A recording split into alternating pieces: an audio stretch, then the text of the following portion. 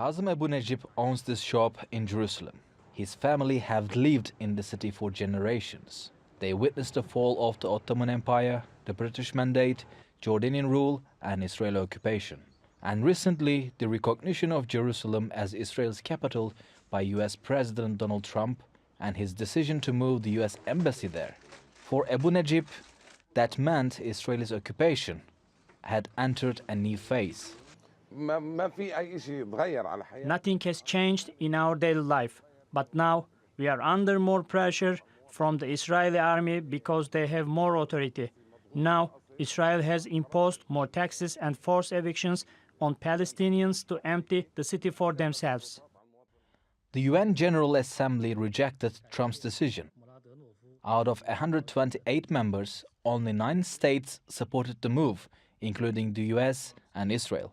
Palestinian analyst Halil Tufekci has followed the Israeli-Palestinian conflict for years. He believes the chances of a Palestinian state being established with East Jerusalem as its capital are disappearing.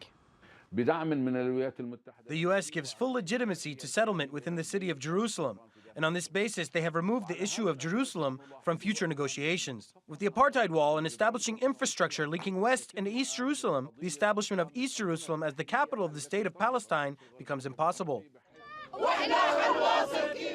Trump's decision sparked many protests across the West Bank, East Jerusalem, and Gaza.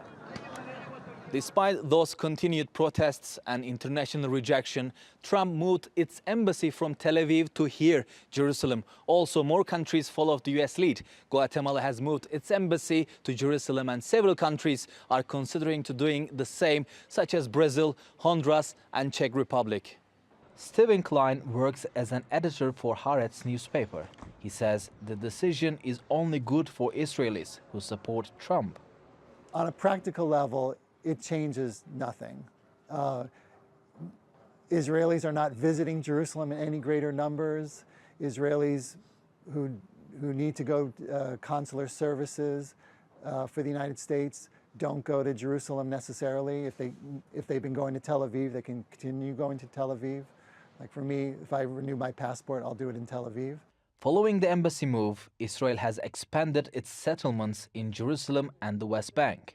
The international spokesman for the Jewish community in Hebron, Yishai Fleischer, believes the West Bank belongs to Jews. There's a lot of people that want to use many different tactics to want to get the Jewish people off this land. One of the new ways to do it is through lawfare and through claiming that international law says this or that. The fact is, this is our historic homeland. Even the international community recognized it's ours, and of course that's why we're building. And you can see behind me, we are building, and we are having babies, and we're moving into this land. But for Palestinians, such expansion is fueling fears that their households and their families will continue to be forced out.